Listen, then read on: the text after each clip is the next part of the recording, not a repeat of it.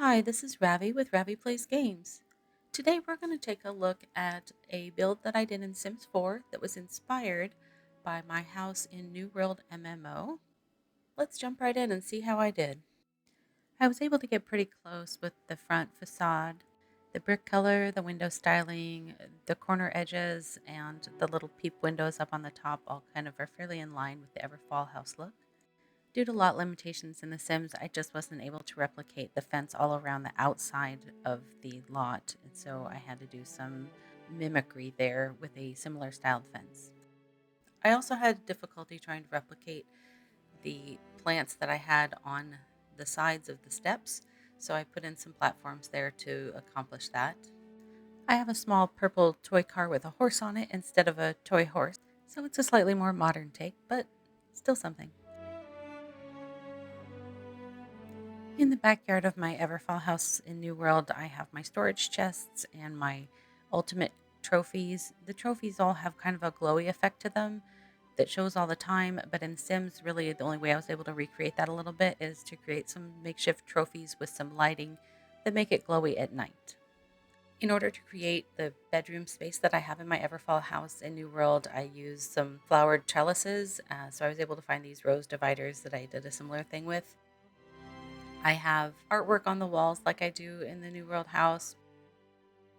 One thing I did have to sneak into the Sims build that I don't have in my New World house is a bathroom and a source for food for my Sim so that she would be happy staying in the house.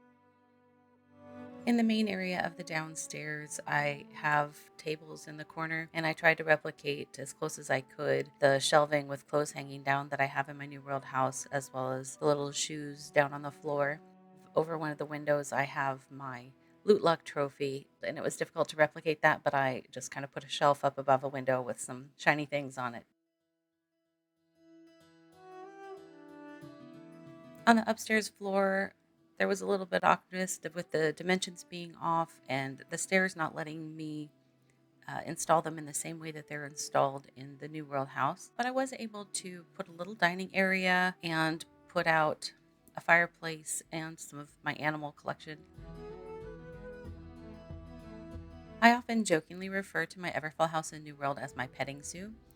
I have two dogs, a cat, a turkey, a couple of bunnies. In here, I did a porcelain rooster on a pedestal for the turkey, a couple of porcelain bunnies, and then I created the two dogs and a cat with the dog and cat pack that I have in The Sims. I had a hard time recreating Barkamedes, and I really wanted to get him right. So initially, I didn't put him in, but then I went back and created him again and put him in, and I was really happy that the first thing he did when he came into the house is he just went in and laid down and just started napping, which is kind of how you encounter him in the New World game. So that made me happy. The other really fun thing that happened with the pets is that in New World, I have my cat placed sitting on the bed, just kind of staring at you when you walk into the bedroom. And that was one of the first things that the cat did when she got into the house. I did not use any custom content in The Sims to do this challenge, just whatever I had available in the packs that I own, which is not as many as I would like, but I'm getting there. If there's a house or another MMO look that you would love to see me try to take on, please let me know down in the comments.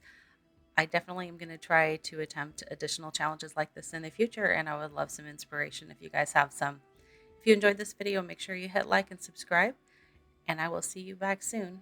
Bye for now from Ravi at Ravi Plays Games.